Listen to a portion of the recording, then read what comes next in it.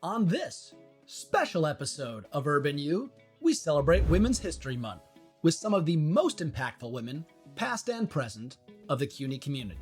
We meet notable suffragists from a century ago. Also, feminist icon Bella Abzug, as remembered by her daughter Liz. A Nobel Prize winner in medicine, two Brooklyn women who see themselves in a most unique light, and a journalist on a mission to shake up African politics. All that and much more. Welcome to Urban U.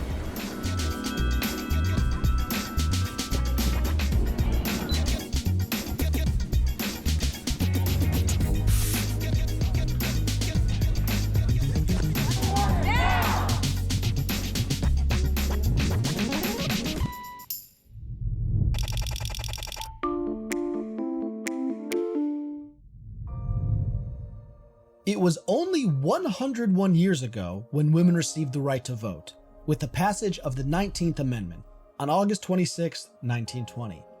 And with Hunter College being an all-women's college at the time, many suffragists hailed from Hunter. For Women's History Month this year, we wanted to highlight three of them: Frances Reynolds Kaiser, Rosalyn Yalow Whitney, and Anita Politzer. In 1920, Hunter College stood out as a rare institution that accepted all qualified women, regardless of religion, ethnicity, or race. This allowed Frances Reynolds Kaiser, a black woman born in Georgia during the Civil War, to attend Hunter, known as the Normal School then, and embark on a career not only as a prominent educator, but activist as well. Indeed, she would become the first president of the Empire State Federation of Women's Clubs, and also serve on the first executive committee of the NAACP. While black women at the time saw little mainstream press coverage, the limited records of the day note her as having spoken at several prominent suffrage meetings. And commenting on white suffragist courtship now of influential black allies, she remarked, "It was wonderful to be a Negro at just this time, in this glorious era, for the race is now a sort of balance of power." Another Hunter alumni wielding influence, in her case through the law, was Rosalyn Yalow Whitney. Born in 1873, Whitney's law career saw her become the first woman to apply to the New York Bar Association, reportedly the first woman to try a case in the New York Supreme Court, and the first woman to be Attorney-in-Chief of the Legal Aid Society. Just as active politically as she was legally, Whitney joined the Brooklyn Women's Suffrage Party in 1917. She would go on to speak on behalf of the national suffrage movement, presenting to the House of Representatives on the issue in 1918. While absurd now to even think it needed saying, she once argued, "There is nothing in the mental bias of a woman to prevent her having a comprehensive knowledge of any of the affairs of life, no matter how great." Finally, the youngest suffragist of our Hunter alumni profiles, Anita Politzer, born 1894. She'd become best known later in life for her friendship with artist Georgia O'Keeffe. But in the push for suffrage, however, as a member of the National Women's Party, some even credit Politzer for helping secure the deciding vote for the cause, lobbying over dinner on the fence Tennessee Representative Harry T. Byrne, the night before he would indeed cast the clinching vote. She once said, "I don't want God to give me mountains to climb. I want to find my own." Mountains climbed 101 years ago by women across the nation and at Hunter College. For the record, I'm Ari Goldberg. I am proud to raise my voice here this day as a black, lesbian, feminist, committed to struggle for a world where all our children can grow free from the diseases of racism, of sexism, of classism, and of homophobia. For those oppressions are inseparable.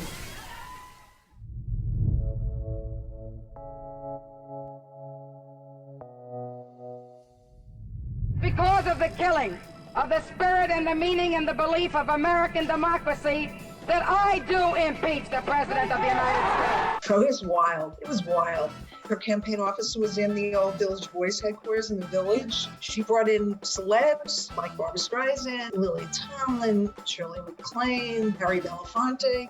It was really an intense campaign. Day and night. You know, she ran 18-hour days and she defeated a 13-year incumbent. I'm Liz Abzug. I am the founder and executive director of the Bella Abzug Leadership Institute, and I'm Bella Abzug, former Congresswoman's daughter. Bella won that seat shopping bag by shopping bag. She stood outside of stores in Greenwich Village and the Lower East Side, and she gave out shopping bags that said, "Carry Bella to Congress." She had a slogan that was absolutely perfect. This woman's place is in the House of Representatives. That was the answer to anybody who thought it was not a woman's turn to have this seat. No congressional seat belongs to anyone. It belongs only to the people. I'm Harold Holzer. I'm the director of the Roosevelt House Public Policy Institute at Hunter College.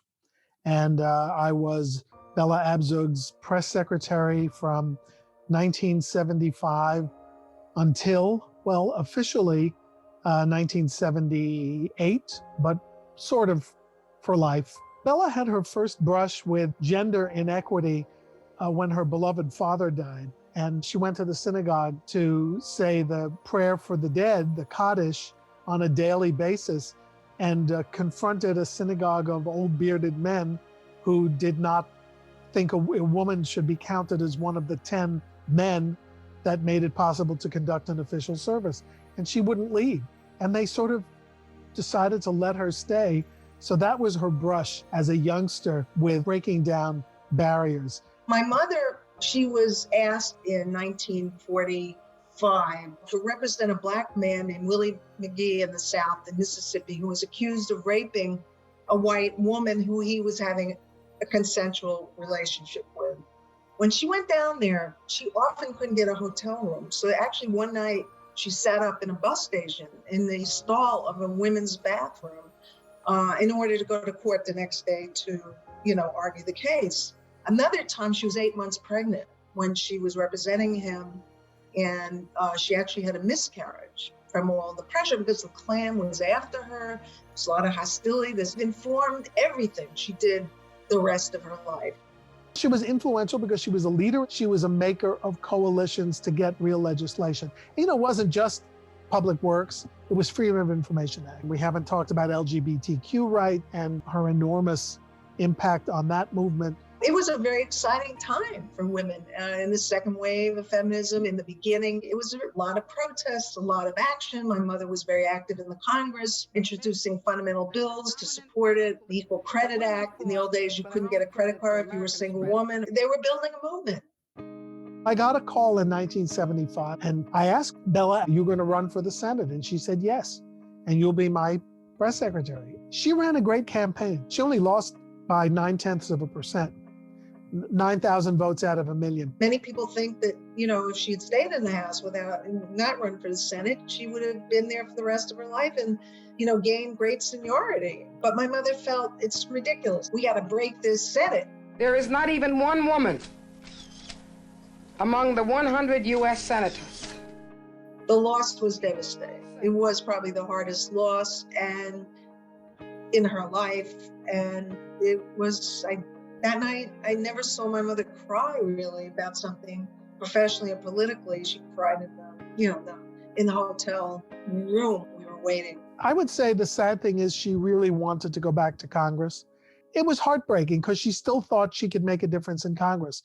But finally in '86, she turned to international environmental economic activity. She was a groundbreaker in that. She helped create the Women's Environmental Development Organization, an NGO at the United Nations. She was still living these milestone moments and not just taking accolades and basking in the glory of this movement that had expanded from the kitchens and parlors of women in the 60s to a global conference in China.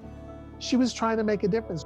She was willing to stand up, stand for her principles, and I created something to carry on her legacy. The Bella Abzug Leadership Institute And the legacy is that you can do it, that you as a woman, no matter what your background, no matter what your race, no matter what your socioeconomic status, you can fight for what is due to you. And you can do it, you must do it.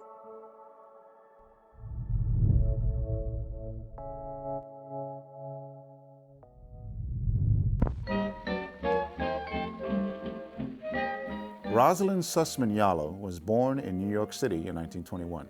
Her parents, both from immigrant families, had never graduated from high school, but they were determined to send their children to college. So, each week, before Rosalyn was even in kindergarten, the two were sent to the library to borrow new books and return the ones they had read. The weekly trips paid off, and after graduating from high school, Rosalyn was accepted to Hunter, at that time, a tuition-free college for women.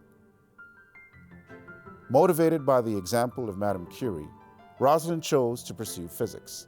Her parents were concerned.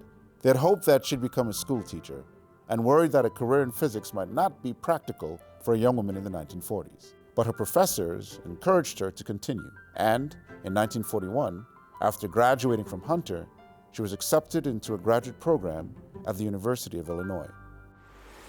When Yalow arrived at the Illinois College, she discovered that she was the only woman among its 400 faculty members, and the first since 1917. The reality of her situation became obvious. The draft of young men into the Second World War had created a rare opportunity for a young woman in the sciences, and Yalow was determined to make the most of it. Yalow received her PhD in nuclear physics in 1945. She became involved in medical research and eventually took a job at the Veterans Administration Hospital in the Bronx. It was at the Bronx VA where Yalow began working with Dr. Solomon Burson on the application of radioisotopes in the study of disease and metabolism. While using radioisotopes to study hormones, Yalow and Burson discovered that patients being treated with animal insulin were producing antibodies against it.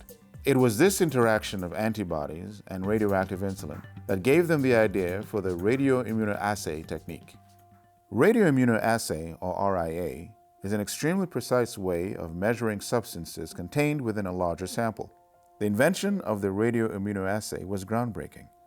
In addition to measuring insulin in diabetics, RIA has since been used to screen blood for hepatitis, track cancer-causing viruses, and even detect tiny amounts of poison in murder victims. It has been used to diagnose and monitor all sorts of diseases that had previously eluded doctors. The Nobel Committee noted that RIA was so precise, it was like detecting half a lump of sugar in a lake 62 miles long and 30 feet deep. An invention with such wide-reaching applications could have made Rosalyn Yalow and Saul Burson very rich, but the two scientists decided that such an important technique should be available to as many people as possible. They declined to patent RIA and published their findings instead. Yalow was under no illusions about the obstacles she had overcome and the ones other women still faced. At an event shortly before receiving the Nobel Prize, she said, "We must believe in ourselves or no one will believe in us. We must match our aspirations with the guts and determination to succeed. And for those of us who have had the good fortune to move upward, we must feel a personal responsibility to serve as role models and advisors to ease the path for those who come afterwards." This is Dwayne Ferguson for Urban U. Coming up on Urban U, from a Nobel laureate in medicine to present-day healers. Stay tuned.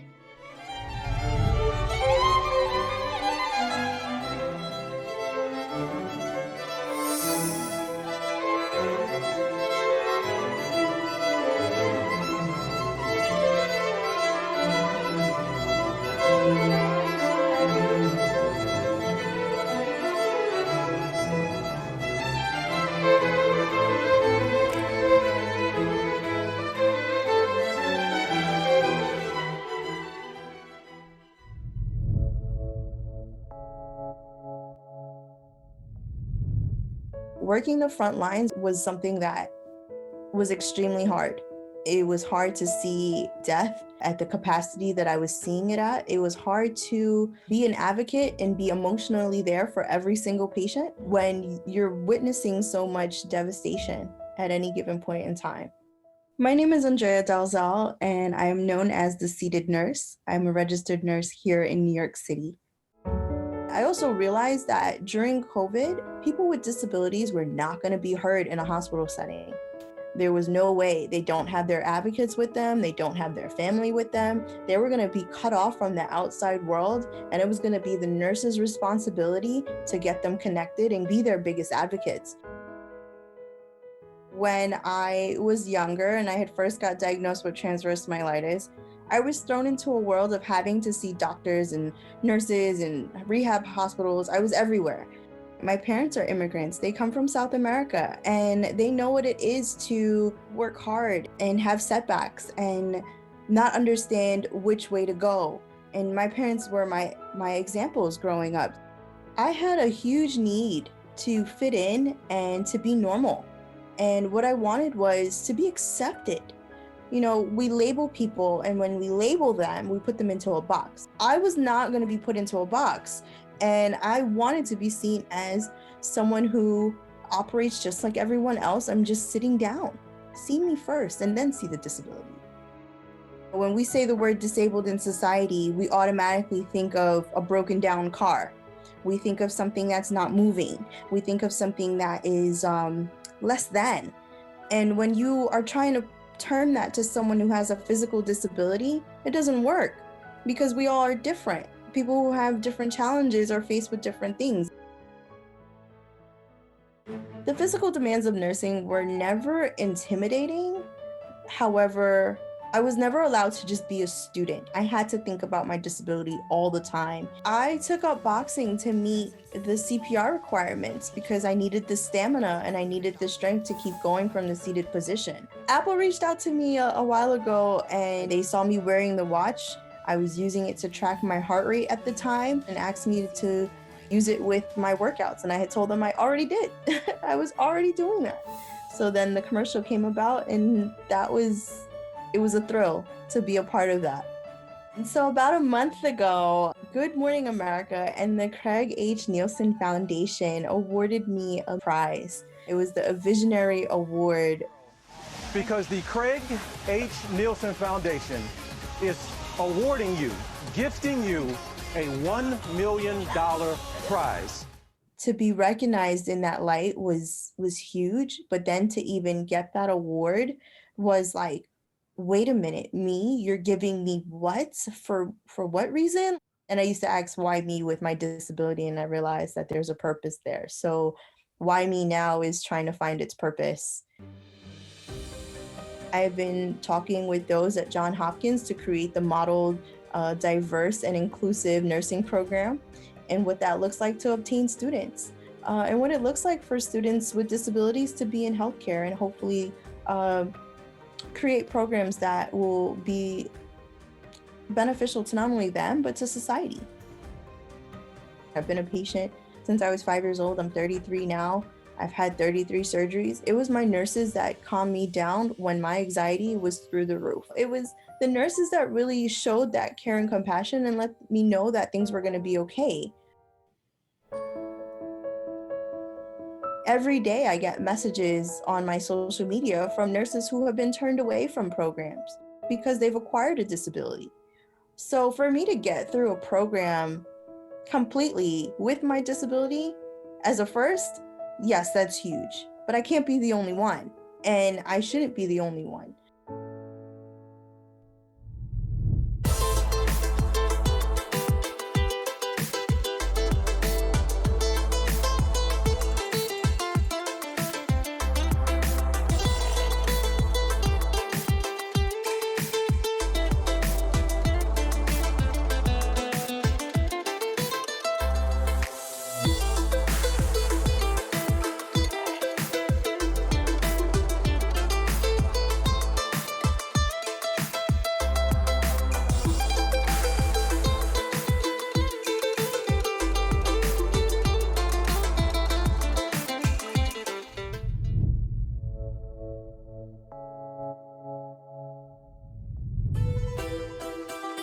Bruja, it means witch, and it's a word that has a lot of taboo attached to it, because traditionally, especially in the West, bruja or a witch is a woman who dabbles in like black magic or is not necessarily connected to God.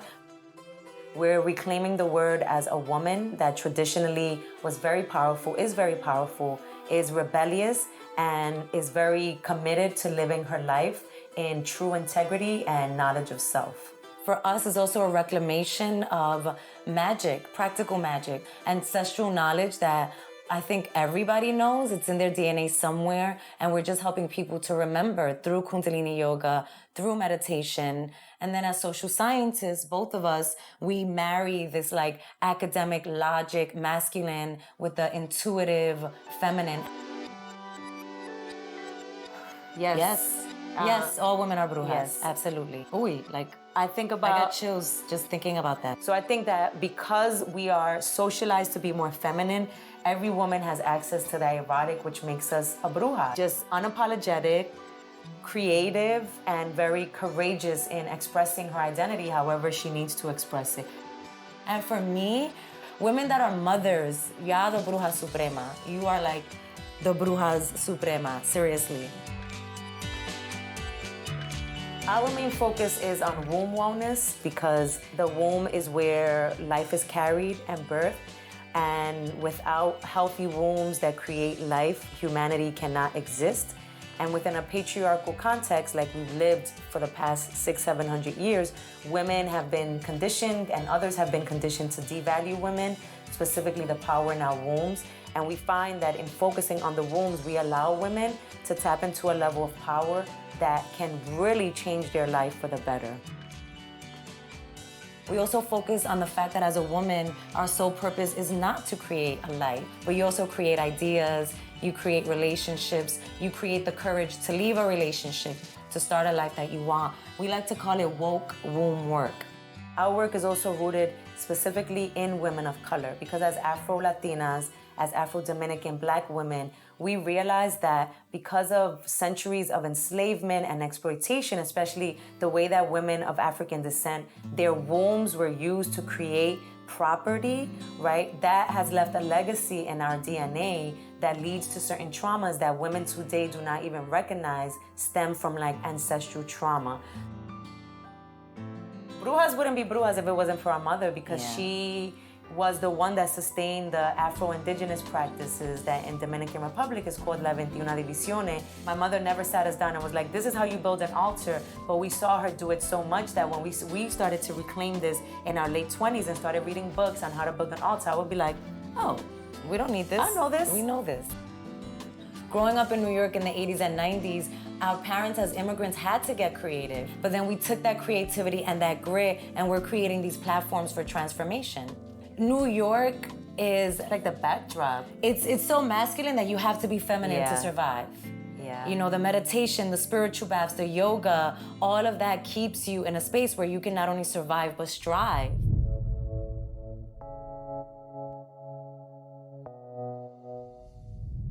This is not really happening, but it is. Yes, please give it up. Hey. Her name is Adiola Fayehu. People, it's your girl, Adiola. Thank you so much. But a lot of people know that already. Certainly the almost 500,000 people subscribed to her YouTube channel know her name. So now let's go for 1 million, please. And so do over 1 million viewers who watched her recent TED Talk done virtually. This is a big deal because right now everybody in my village is watching this. And so, of course, my bride price just went up. The Craig Newmark J School alum has become a force with her snappy YouTube show, Keeping It Real with Adiola, a platform where she keeps it real about corrupt African politicians. Taking down a dictator that was in power for 27 years, and he left the country worse than it was when he took over. I was 19 when I left Nigeria, and up until that time, I had never known stable electricity. I had never known roads that didn't have potholes. And I had never known stable running water for 19 years of my life. So when I moved to the US, I was turned that the water was running, that electricity was stable. And so when I realized that there's another way of living, that all these basic amenities could actually be provided, I felt angry from inside and I wanted to do something about it.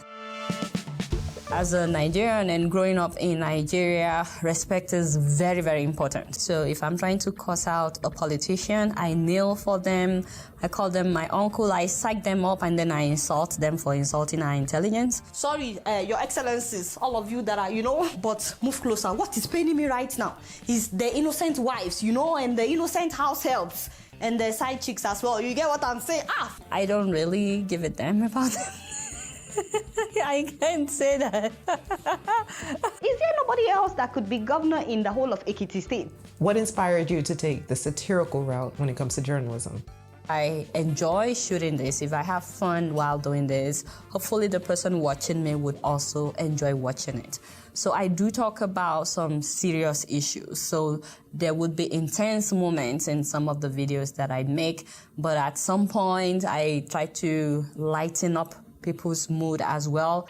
One of the more intense stories she covered happened this past October after the Nigerian military reportedly opened fire on peaceful Nigerian protesters who were calling for an end to police brutality in the country. The movement was dubbed End SARS in reference to the country's special anti-robbery squad that was formed to protect citizens of Nigeria from criminals, but instead, the unit has been accused of wreaking havoc on the lives of everyday people. It's so hard to process and you want to report about it, but you can't even get yourself together. I don't know if that makes sense. And yet she manages to tackle the hard stories as she remains focused on a major goal that she described during her TED Talk. Africa is like a sleeping giant. Now, the truth is, I'm trying to wake up this giant, and that's why I air the dirty laundry of those in charge of the giant. We've got skills, intellectuals, natural resources more than any other continent. But without good leaders, we're like an eagle that has no idea it could fly. She also hopes her personal story can inspire other immigrants looking to make their professional mark in the Western world. I mean, I was told that I can never do well in the media here in America because of my accent. I went to Nigeria when I was in grad school trying to get a license to set up a media company, and they basically laughed at me at the Broadcasting Corporation and told me all the reasons why it would never happen. So there's always a way when you want to do something. You should never take no, and you should never give up. Guess what? I'm just keeping it real. Abby Ashola for Urban U. We leave you now with a collage of portraits that recognizes all women in our own CUNY community and beyond. Women with everyday contributions, known and unknown, dreaming big and resilient in their own story.